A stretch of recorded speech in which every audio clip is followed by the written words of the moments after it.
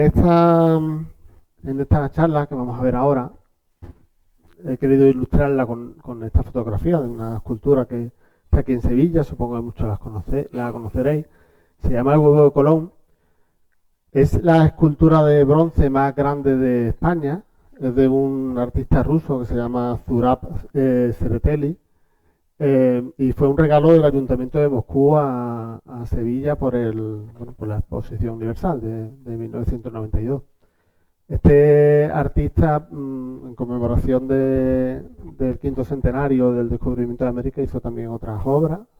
Ahí tiene otra también que es colosal, del tamaño de la Estatua de la Libertad, que está en América. Por lo visto ha tenido mucha polémica, pues por todo el revisionismo histórico, ¿no?, que existe en muchos países americanos y ha estado cambiando de manos de unos países a otros, pero creo que ahora ya la instalaron por allí. Y la verdad es que he estado intentando buscar si el hecho de que haya representado a Colón envuelto en este huevo, que el huevo en realidad son las velas de las carabelas, si tenía algo de relación con lo que voy a contar, que al final es cómo se midió la verdadera forma de la Tierra. No lo he encontrado. Sí que hay una anécdota que dicen que a la vuelta del descubrimiento estaba Colón aquí en una cena con digamos, distintos nobles, ¿no?, españoles, y entonces un poco le estaban quitando valor a lo que él había hecho, y entonces él les propuso el reto de colocar un huevo de pie sobre la mesa. Bueno, pues el huevo fue circulando por la mesa y ninguno lo conseguía poner de pie. Ya cuando volvió a Colón, pues por lo visto él rompió un poquito la base y ya se quedó derecho, ¿no? Y lo que quería demostrar es que, bueno, una vez cometido una hazaña, cualquier otro puede replicarla, ¿no? Puede decir que lo habría hecho, pero que lo que hay que tener es el valor de hacerlo por primera vez, ¿no? Y es la única referencia que he encontrado así. Esto realmente representaba lo que representaba, que era la forma de la Tierra. Porque como vamos a ver en la presentación, sí que hubo un tiempo en el que se pensaba que la Tierra tenía forma de huevo. Bueno, yo siempre he pensado que pertenecer a la Asociación Astronomía Sevilla, hay dos formas de ser miembro, ¿no?, de ver la asociación. Una es, bueno, pues yo me apunto a la asociación a ver qué me aporta la asociación, pero yo creo que la forma mejor, más bonita, es apuntarse para decir qué puedo aportar yo a la asociación, porque así se construye la asociación. Y este cielo del mes para mí tiene ese significado especial porque... Sí, perdón. Tiene un significado especial porque lo veo como una devolución a la asociación de una actividad que se organizó el 1 de junio, en la que hicimos una excursión a visitar el Observatorio de la Armada en San Fernando. Lo pasamos muy bien ese día. Y en la visita, pues, conocí de estos señores que yo desconocía. Jorge Juan y Santacilla y Antonio de Ulloa. Y entonces, bueno, pues allí nos contaron que fueron estos oficiales españoles, astrónomos, oficiales navales, y que participaron en esta medición de la Tierra. Y digo, ostras, que curiosa esta historia que yo desconocía, ¿no? Digo, bueno, pues vamos a ponernos a investigar, ¿no? Entonces, investigando pues un poquito más tarde, encontré este libro, que al final es el que me ha inspirado para dar esta charla. Aproveché que un par de meses más tarde era mi cumpleaños y lo pedí. Así que si alguno tiene que hacer ahora la carta de los Reyes Magos y le gusta la idea, pues es un libro fantástico, divulgación científica, porque no solo te cuenta los hechos científicos, sino que te cuenta las historias humanas que acompañaron a esa expedición, ¿no? Porque al final los humanos siempre hemos sido humanos, entonces entre los miembros de la exploración, entre los miembros del equipo, pues al final había rencillas, había quien malversaba el dinero público de la expedición, quien ocultaba datos porque se los quería quedar para ser más, digamos, tener más protagonismo en el descubrimiento, en fin. Toda la, al final, para Fernalia humana, ¿no? Que al final acompaña a cualquier actividad humana. Y yo lo recomiendo, es un libro realmente entretenido.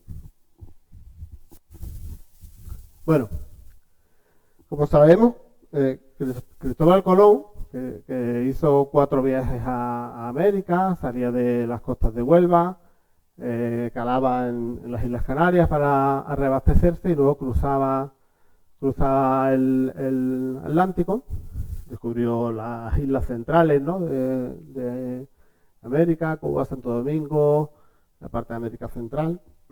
Bueno, pues lo que al final Colón lo que demostró es que había un camino hacia el este, pero por el oeste. Pero, ¿cómo era la Tierra? Todo lo echaban a suerte, en realidad, como la tragaperra, ¿no? Tierra podía ser un huevo, podía ser una sandía, podía ser una castaña, se parecía a lo que un huevo a una castaña. O sea, tenía esfericidad. Pero ¿cuál era la verdadera forma? Bueno, pues varios siglos más tarde, a principios del siglo XVIII, en el 1700 y poco, había 2 corrientes, ¿no?, principales de pensamiento. En la Royal Society de Londres defendían las teorías de Newton. Las teorías de Newton, al final, lo que defendía es que la Tierra era achatada por los polos, como sabemos hoy en día, que es achatada por los polos, porque basándose en su teoría de la gravedad, él decía, bueno, pues si la Tierra rota, la fuerza centrífuga en el ecuador contrarresta la gravedad. Sin embargo, en los polos no hay fuerza centrífuga que la contrarreste, entonces la gravedad, digamos, no tiene nada que se le oponga en los polos y por lo tanto achata la Tierra por los polos. Eso matemáticamente tiene todo el sentido del mundo, como sabemos hoy en día. Sin embargo, en el otro lado del Canal de la Mancha, en la Academia de las Ciencias de Francia, había 2 corrientes de pensamiento, ¿no? Por un lado, había unos cuantos que defendían también las teorías de Newton, estaban intentando divulgarlas, pero había otros que defendían la teoría cartesiana de René Descartes. René Descartes era francés, entonces había ahí cierto patriotismo, ¿no?, y cierto enfrentamiento entre las 2 naciones, ¿no?, por defender una teoría y otra. Desde el punto de vista político y militar, o sea, tener en cuenta que estamos hablando del siglo XVIII, las potencias europeas están enfrascadas en el control de los océanos, el establecimiento de nuevas colonias, ¿no?, de dominar el mundo, y tenía mucha rivalidad militar entre ellas. También lo cuenta el libro. Pues claro, era muy importante saber exactamente cuál era la forma de la Tierra, porque todas esas flotas mercantes y flotas militares que enviaban por los océanos, pues tenían que conocer lo mejor posible cuál era su posición, ¿no?, para establecer esas rutas, ¿no?, marítimas.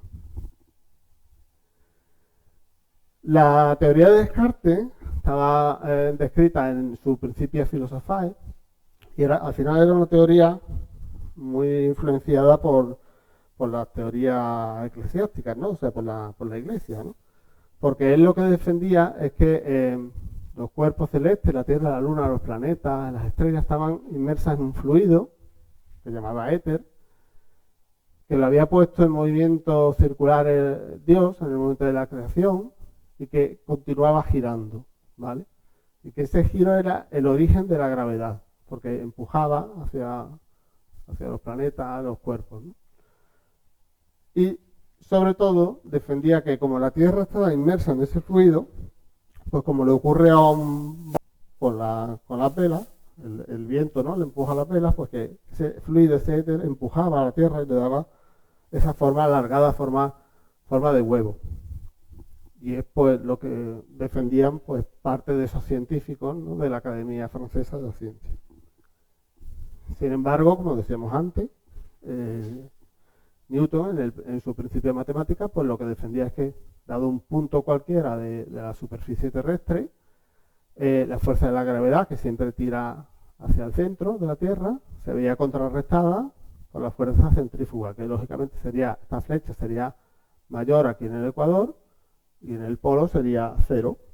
No tendríamos fuerza centrífuga, por lo tanto, solo tendríamos fuerza de la gravedad y la Tierra se achataría por los polos. Bueno, pues a ambos lados del Canal de la Mancha, desde un punto de vista político y científico, pues se enfrascaron en resolver el problema, ¿no? En el lado británico patrocinaron el premio de la longitud. Esta es otra historia que da para otra charla, otro cielo del B, que dotaron con un premio muy importante, con 20.000 libras esterlinas en aquella fecha, ¿vale?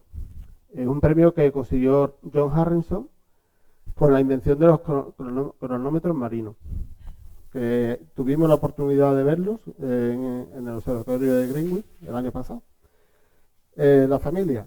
Y bueno, fue muy importante porque el planteamiento, la idea era, si tú te embarcas en un viaje marítimo con unas cartas celestes en las cuales tú sabes exactamente en qué posición están las constelaciones, las estrellas, pues si tú eres un marino londinense, pues de Londres, ¿no? Sabes para un determinado día del año y una hora concreta del cielo en Londres, y tú lo comparas con el cielo que tú estás viendo ahora mismo en este momento, puedes calcular esa diferencia angular y saber dónde te encuentras. Pero claro, para eso tienes que saber de forma muy precisa cuál es la hora en Londres, para poder usar la carta que tienes respecto al punto de partida. Claro, antes de la invención de estos cronómetros marinos, lo que, digamos, los relojes más precisos que se tenían eran los de péndulo. ¿Qué le pasa al péndulo? Pues el péndulo en el barco, como el barco se pues, el péndulo no marca eficientemente el tiempo. Y el reloj pues termina por degradar esa precisión respecto al momento en el que salió. Entonces, bueno, al final John Harrison lo que hizo fue inventar pues los relojes que en vez de basarse en péndulo pues se basaban bueno, un doble péndulo que no dependía de la gravedad, en un sistema de muelles y tal. Bueno, como digo, la historia da para otro 0M. Y al final lo consiguieron y fue, digamos, un descubrimiento muy importante. Sin embargo, al otro lado del Canal de la Mancha, en Francia, pues decidieron afrontar el problema mediante una medición, una realización de mediciones precisas de cuánto es un grado de latitud en varias zonas de la Tierra a diferentes latitudes, ¿vale? Ellos decían, vamos a ver, si nos vamos cerca del Polo Norte, medimos cuántos kilómetros de superficie terrestre es un grado celeste, luego lo medimos en Francia ya lo habían medido, y luego lo medimos en la zona del Ecuador, pues tenemos 1, 2 y 3 medidas en puntos diferentes y podremos saber si la Tierra tiene forma alargada o forma achatada.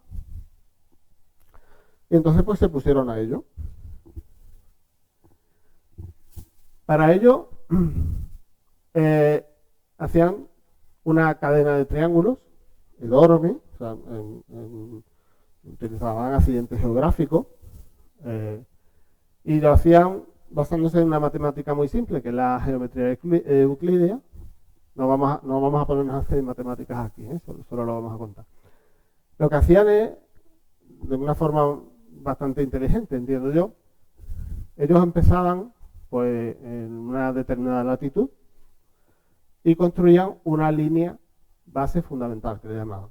¿Esto qué era? Esto era una línea recta, muy larga, muy larga, muy larga, kilómetros, que ellos medían con muchísima precisión. Con lo cual ya tenían, con esa medida real, tenían el lado de un triángulo. Luego, cogían con triangulación y pues medían un objeto que colocaban en una montaña, que se viera desde los dos extremos de la línea base fundamental, empezaban a medir estos ángulos y simplemente, pues, sabiendo que los tres ángulos de un triángulo tienen que sumar 180 grados y aplicando la fórmula del seno y el coseno, como sabían el lado, en la medida inicial que habían tomado, pues podían calcular cuánto medían estos lados del triángulo. Y ahora empezaban, pues se desplazaban a otra montaña, hacían triangulación, así, todo durante una cadena de triángulos muy larga, ya digo, durante muchos kilómetros, hasta que llegaban al otro punto. Bueno, en este caso lo han hecho de norte a sur, ¿no? Llevan al punto donde querían llegar, en el sur, y luego, ¿qué hacían? Para corroborar que no se habían equivocado. Hacían otra línea base de verificación, decían, pues si según nuestros cálculos de este punto a este punto tiene que haber 6 kilómetros, pues ellos cogían y medían y efectivamente comprobaban si se habían equivocado o no, y de esa forma reajustaban los cálculos. Bueno, como vemos aquí en esta ilustración, la línea base fundamental pues la construían, ellos tenían una serie de barras de madera. En aquel momento la medida de longitud que se usaba en Francia eran las toesas. Llevaban unas barras de madera, otras que eran metálicas para que no se degradase con la humedad, el paso del tiempo, ¿vale? Y bueno, iban para hacer esa medición primera, ¿no?, de la línea base de verificación, pues iban construyendo una línea muy larga. Para resolver las irregularidades del terreno, pues usaban plomadas, ¿vale? Bueno, aquí medían, ponían una plomada, ya sabían que podían continuar aquí abajo, y hacían unas mediciones muy precisas. En Francia la había medido Cassini, el famoso astrónomo, y su hijo Jacques Cassini, ¿vale? Hicieron una primera medición por el meridiano de París. En aquel momento cada país montaba sus propios meridianos, no se había unificado. Y midieron desde los Pirineos hasta París, ¿vale? Y le salió pues que era mayor, el grado de latitud era mayor por el sur que por el norte, y por lo tanto que la Tierra tenía forma de huevo. Luego ya había fallecido Giovanni Cassini, y su hijo amplió la medición desde París hacia arriba, hacia Dunkerque, y bueno, le volvió a salir que la Tierra tenía forma de huevo. De hecho, le salía que el grado de latitud en la zona sur era 275 más corto que en el norte. Más corto, no más largo, creo. Bueno, las medidas que estaban haciendo le salía que la Tierra tenía forma de huevo. ¿Qué pasa? Que con los instrumentos que estaban utilizando, esta diferencia realmente no podían medirla, no tenían esa precisión. O sea, era una diferencia que era inferior al grosor de un cabello humano. Al final en la medición de los portaángulos que usaban y tal. Y entonces, realmente, esas medidas pues no eran muy exactas, ¿no?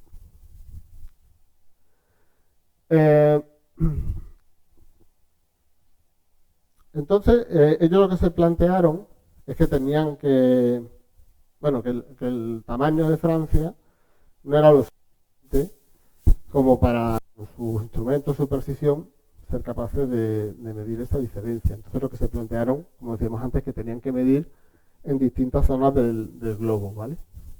Y bueno, pues dio la casualidad que durante una serie de años las casas reales de Francia y España estaban emparentadas, y que España pues tenía todas sus colonias americanas. Y si os fijáis, el Ecuador, que pasa por aquí más o menos, realmente como nuestro planeta, casi todas las masas continentales están en el norte, pues no había realmente muchas zonas donde medir en el Ecuador. Casi todos los continentes están en el hemisferio norte. Aquí tenemos pocas islas, como veis además no tienen mucha longitud norte-sur para medir la latitud. Entonces las mediciones realmente o las hacían en Sudamérica o las hacían en África. Lo que pasa es que África era todavía un continente muy peligroso para los europeos. Estaba empezando la colonización y era un continente salvaje. Sin embargo, toda la América española, pues en el siglo XVIII ya llevaba pues entre 200 y 300 años de colonización y entonces estaba más europeizada, ¿no? Entonces para los europeos era más seguro plantearse hacer medidas en América. Justo el Ecuador pasaba por el Virreinato de Nueva Granada, ¿vale? Justo, bueno, aquí por encima de Quito, ¿vale?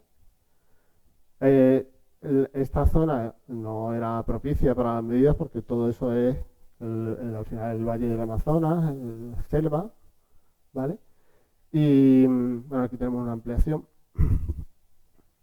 Ellos al final, ahora lo veremos, hicieron las mediciones entre Quito y Cuenca, que tenían además una orientación casi norte-sur, ¿vale? Luego, bueno, su línea base fundamental, que hemos visto antes, la construyeron en Yaruquí.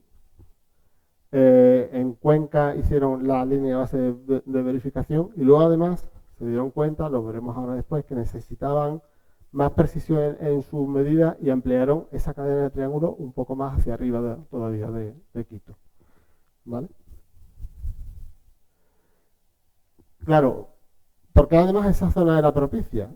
Ellos no sabían la teoría de la tectónica de placas. La tectónica de placas es de primeros del siglo XX, del 1912, de hecho, cuando se lanzó por primera vez, ¿vale? Y claro, fijaros, si hemos descartado, bueno, la zona del Pacífico, fijaros, aparte de descartar África, pues por esa inseguridad, ¿vale? Que decimos, fijaros que en realidad, quitando el Valle del Rift, en esta zona africana no hay colisión de placas. Sin embargo, en toda la cordillera de los Andes tenemos la placa de Nazca que está en subducción por debajo de la placa sudamericana. ¿Y por qué eso es importante? Pues eso es importante porque produce elevación del terreno por la propia subducción, pero también porque, como sabéis, la placa que está friccionando hacia abajo, ¿vale? Pues ese calor de la fricción lo que produce es magma que termina ascendiendo y forma cadenas de volcanes. Y entonces resulta que la zona era ideal porque tenían en la cordillera de los Andes, tenían muchísimos picos que les podían servir para hacer esa triangulación, esas cadenas de triángulo y además una zona de valle intermedia por la que se podían mover. Esto lo he preparado antes para que lo veamos en el Google Earth. ¿Me puede salir de la presentación un momentito? Porque vais a ver lo chulo que es. Bueno, fijaros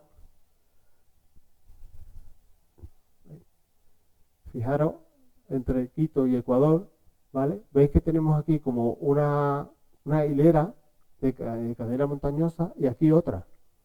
¿Ves? Tenemos una doble barrera. De hecho, si veis el libro, ellos usaron todos estos cumbres montañosas, que muchos son volcanes, para el Cotopaxi, aquí había otro, el Cayambe, ¿vale? Fijaros, todo es un valle, la propia Quito está en el valle, entre todas estas cadenas montañosas, fijaros, el Pichincha también lo mencioné en el libro, aquí otro, o sea, fijaros, por ejemplo, entre estas tres montañas, puede establecer perfectamente triangulación, ¿vale? Hacia arriba, sigue, igual que aquí hacia abajo, pues sigue toda esta cadena montañosa, aquí, aquí, aquí.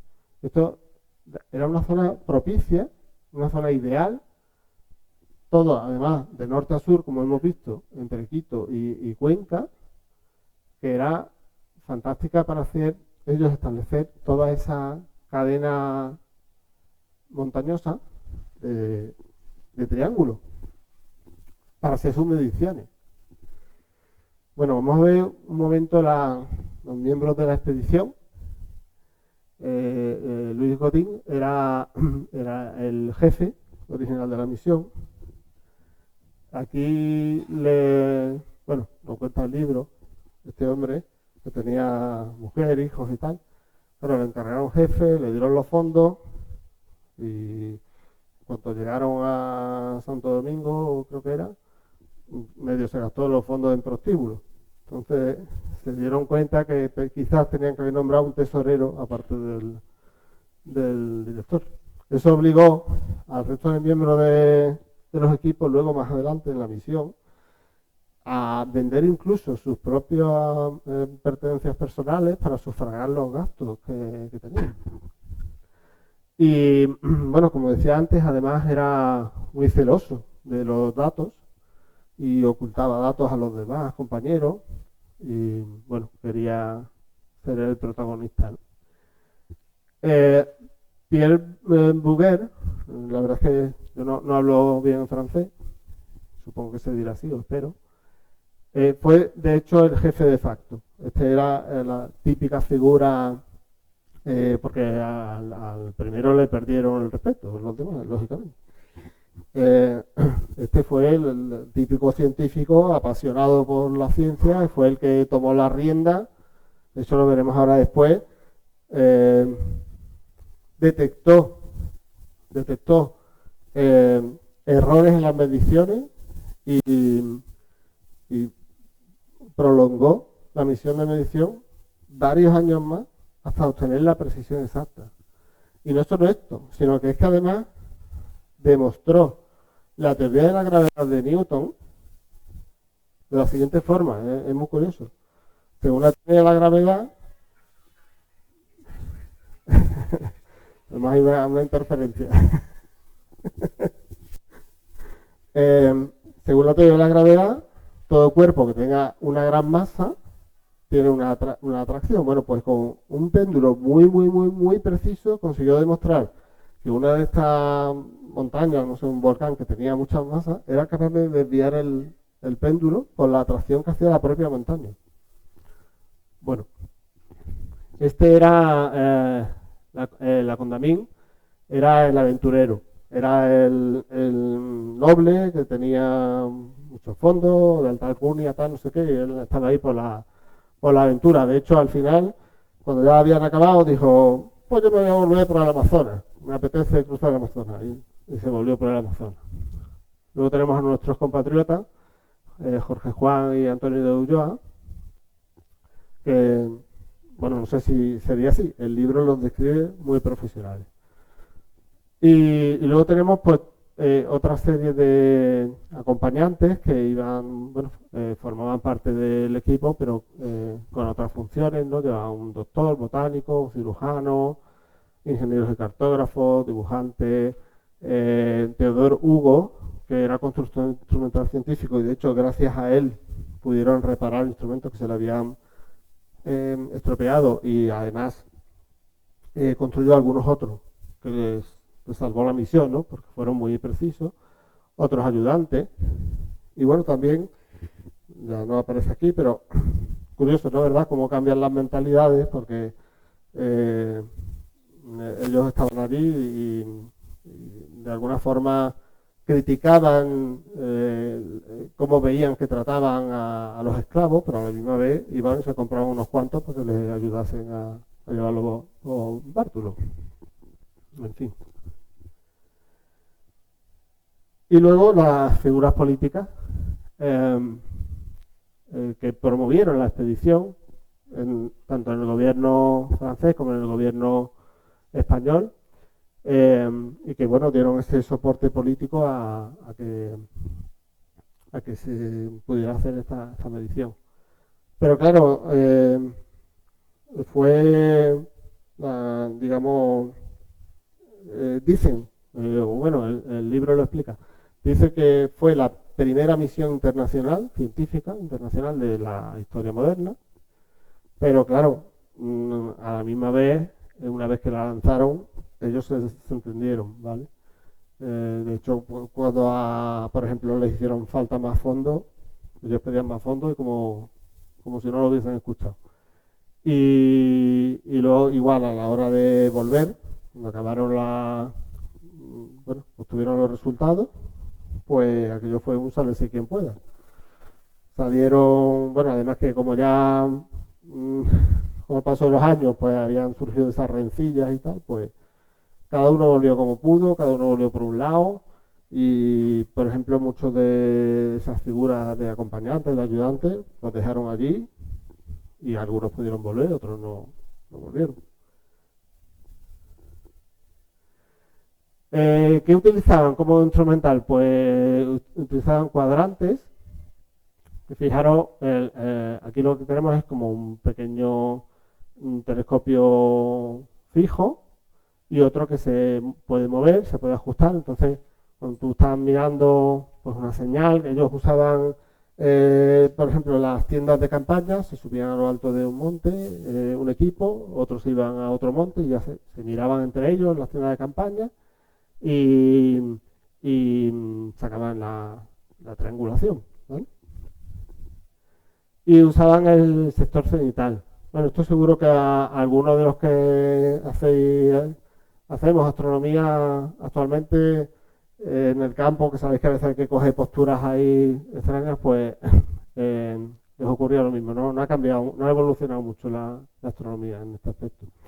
Ellos construían un pequeño orificio en el techo y con este sector que orientaban perfectamente en sentido norte-sur, se tumbaban en el suelo, hay esa postura incómoda que hemos dicho, y se quedaban a la espera de que apareciese una estrella por el borde y calculaban muy bien la hora a la que cruzaba el cenit, o bien si la estrella, bueno, tenía un pequeño movimiento norte-sur, sí, tenían que apuntarla con una pequeña desviación, pues apuntaban esos grados de desviación de una forma muy imprecisa y podían calcular pues, cuál era la altitud de la estrella. Y esto lo usaron una vez que después de muchos años habían medido la cadena de triángulos, pues luego lo que tenían que hacer era en el extremo norte y en el extremo sur medir muy bien la diferencia angular que había para una misma estrella. Entonces, esa diferencia angular la dividían entre los kilómetros que habían medido y les daba lo que medía un ángulo del cielo celeste en kilómetros. Bueno, en el punto S y lo medían ellos. ¿Vale? Bueno, entonces, un poco de los parámetros, ¿no? Se ubicaban los sectores, que eran los instrumentos más precisos.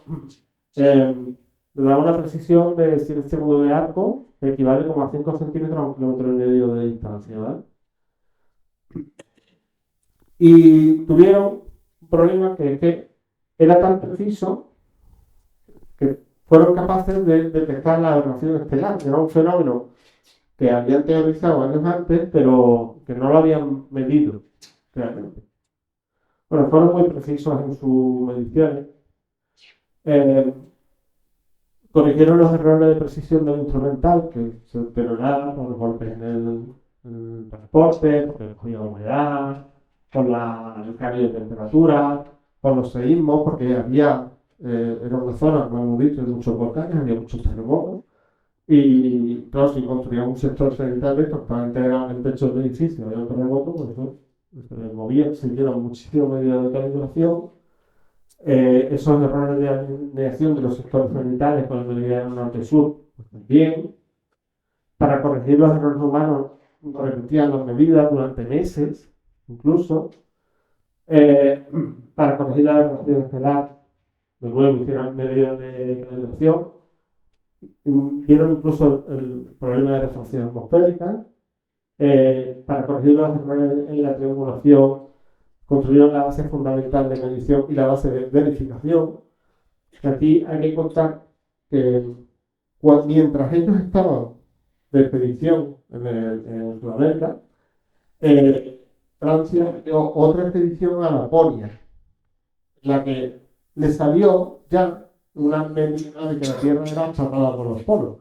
¿Qué pasa? Que esa expedición que hicieron a Laponia lo hicieron fue muy criticado porque no hicieron base de verificación. O sea, los que fueron con mucha prisa, no sé si les entraba ya en invierno, y no hicieron base de verificación. Entonces sus medidas no tuvieron el nivel de precisión que tuvieron estas medidas y fueron muy criticados científicamente por eso. Incluso hicieron, o sea, tuvieron en cuenta que tenían que toda esa cadena de triángulos que ellos habían mostrado en distintas montañas, reducirlo a un mismo nivel, al nivel del mar. Entonces se fueron a la costa, hicieron medidas de varios de esos ángulos, de esas montañas, pues, para calcular cuál era su altura relativa al nivel del mar. Y la pequeña desviación que hemos visto antes en el mapa entre Quito y Cuenca, que no estaban perfectamente alineados norte-sur, sino que Cuenca estaba un poco más al oeste, también la corrigieron, o sea, fueron especialmente precisos. Fue una misión que, bueno, solo en cálculos le llevó más de 7 años, porque claro, lo que les pasaba es que, bueno, llegaron, hicieron la base de verificación y dijeron, venga, pues ahora vamos a dividirnos en 2 equipos, vámonos a las montañas. Pues yo, claro, que no había carretera. Iban por las montañas, tardaban semanas en llegar, tenían que escalarlas, ahora llegaban arriba, se les nublaba, se acababan las provisiones y para abajo. Hemos podido medir. Venga, otra vez. Construyen una señal, pues no tengo la señal. Vuelve. Por eso tenían que poner al sitio, esperarse unos a otros y comunicarse con otros, porque no había la señal que hemos hecho. Venga, porque ¿cómo lo solucionamos? Vamos a medir la tienda de campaña o tal, no sé qué. Le llevaron meses y para recorrerse, digamos, toda esa cadena de triángulos e ir haciendo la trigonometría. Y luego, una vez hecha la trigonometría, se encontraron con estos problemas. El problema de la rotación estelar, ¿vale? Es que como la Tierra se mueve en la órbita alrededor del Sol, nosotros vemos, no, la sensación es que el rayo de luz que viene, en teoría viene recto, ¿vale? Nosotros nos movemos, lo interceptamos, nos viene alrededor de una estrella, entonces nos parece que nos venía en una pequeña dirección oblicua desde nuestro sistema de referencia, que es la Tierra. La posición aparente de la estrella está desplazada. Esto es cuando vamos hacia allá, en la órbita de nosotros. Cuando vamos hacia el otro lado, ahora nos parece que la estrella se desplaza hacia la izquierda. Y resulta que ese cambio sí lo podían medir, era apreciable por los sectores sanitarios que llevaban, tenían esa precisión, ¿vale? Entonces eso les llevó al final varios años más de medidas para identificarlo y corregirlo. Corregieron, como decía, la refracción atmosférica. La refracción atmosférica lo que hace es que como la luz tiene un ángulo de refracción y una velocidad diferente en las distintas capas de la atmósfera, pues el rayo de luz se va curvando en vez de ir completamente en línea recta, de forma que el Sol, por ejemplo, o bueno, una estrella, lo que sea, que esté ya por debajo del horizonte, en su posición real, como el rayo de luz se curva, eso nos parece que está en una posición recta, ¿vale? Esto, la refracción atmosférica, lógicamente, del cenit es muy inferior a cuando miramos un objeto que está en el horizonte. Pero todo esto lo tuvieron en cuenta en sus medidas. Bueno, aquí unos detalles para que veáis todo el tiempo que les llevó, ¿vale? Ellos salieron en la primavera de 1735. Se reunieron pues casi 6 meses más tarde, ¿vale? En Cartagena de India. En Cartagena de India tuvieron que buscar un barco que les llevase a Portobelo. Portobelo cruzaron el Panamá hasta el Pacífico, ¿vale? Luego aquí tuvieron que buscar otro barco que les llevase a Guayaquil. De Guayaquil tenían que llegar a Quito. Les cogió temporada de lluvia, estaba todo enfangado, tuvieron que esperar. Bueno, ya venían peleados. De hecho, unos cuantos se bajaron antes porque querían aprovechar para medir un eclipse y tal. Y llegaron a Quito en varios meses diferentes. De hecho, llegaron más de un año más tarde de su partida, ¿vale? En junio del 36. Tardaron otros 6 meses en encontrar una zona más o menos llana para construir la línea de base fundamental. Al final lo hicieron en Yaruquí. Aprovecharon, hicieron otras mediciones, ¿vale? En el invierno, el solsticio de invierno del 36, hicieron una medición precisa de la inclinación eclíptica, ¿vale? La inclinación que tiene la órbita de la Tierra. En la primavera del 37 planificaron esa cadena de triangulación y hasta el verano no partieron los dos equipos, ¿vale? Tardaron, fijaros, otros más de 6 meses de verano a enero del 38 en hacer los dos primeros triángulos. Por eso que os decía, porque ellos iban, escalaban, subían, ahora no se veían, no tenían que volver, hablarse, reorganizarse, ¿vale? Bueno, ya cogieron el ritmo y en noviembre del 38 llegaron los dos grupos a Riobamba. Riobamba, se veía en uno de los mapas que puse, está a medio camino, ¿vale? Entre Quito y Cuenca. Bueno, pues habían hecho medio camino, y habían medido 1,5 grados. En el 38 fueron los experimentos gravitacionales de Bouguer en el Chimborazo, ¿vale? Que es lo que decía, que midió que se le desviaba un péndulo por la gravedad del Chimborazo. En el 39 terminaron de medir la cadena de triángulos cerca de Cuenca, en el verano, y a finales de verano, en septiembre, terminaron los cálculos y los ajustes, ¿vale? De esa trigonometría.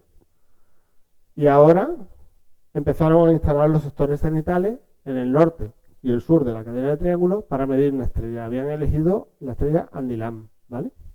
Bueno, estuvieron haciendo esas mediciones varios meses. Ya se metieron en el 740, llevaban ya 5 años fuera, se metieron en el 740, midieron estos 3, al final 3 grados, 6 minutos, 43 segundos, ¿vale? Y detectaron inexactitudes en los sectores cenitales. Tuvieron que volver a medir. Y había pasado otro año. En diciembre del 741 llegaron a la conclusión de que los 2 últimos años habían sido inservibles en sus mediciones. 2 años, por el tema de ese baile que hemos dicho por aberración estelar, ¿vale? Se tuvieron que volver a poner a medir y construir nuevos sectores cenitales más precisos todavía, ¿vale? Bueno, medio se habían peleado los 2 últimos científicos que quedaban activos en la misión, era Bouguer y Lacondamine, se separaron, estamos ya en el 42, se separaron cada uno en un sitio distinto para medir ya bien la estrella Alnilam. Y se intercambiaban por cartas los resultados y en enero del 42 llegaron ya a los datos definitivos e iniciaron el viaje de vuelta. 2 años, poco más de 2 años, que llegó Bouguer a París, porque Lacondamine fue el que dijo, pues yo me voy a cruzar Amazonas. Y Bouguer llegó a París deshaciendo aproximadamente el camino de ida que habían hecho. Bueno, fue una expedición entre expedición y aventura, la verdad, súper interesante. Bueno, esta es la carta de la meridiana que hicieron Jorge Juan y Antonio de Ulloa, ¿vale? Y se ven las triangulaciones entre las montañas. Este es un documento chulísimo. Y bueno, aquí no se ve, lógicamente. ¿Me sacas de la presentación? Mira. Bueno, fijaros, es preciosa la carta. Y aquí la quiere porque me obliga y se la pasamos. El dibujo está en la memoria, ¿no? El documento, el libro que hicieron Jorge Juan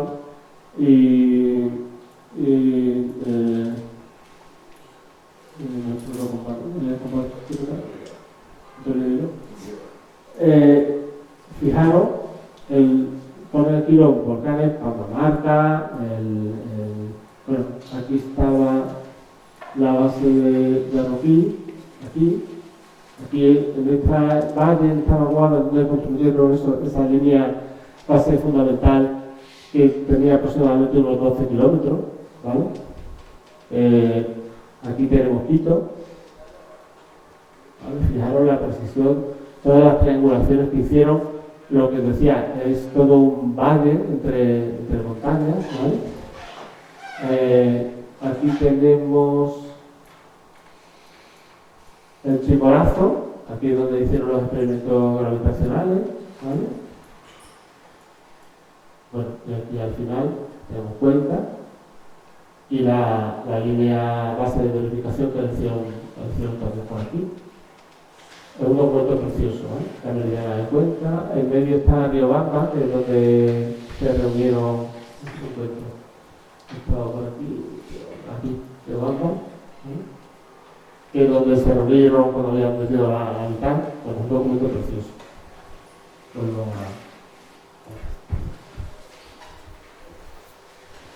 Bueno, ¿y cuál fue la conclusión? Las mediciones que habían hecho los franceses en la zona de Laponia, el círculo polar ártico, ¿vale? Ellos medían, como decía antes, en toesas, ¿vale?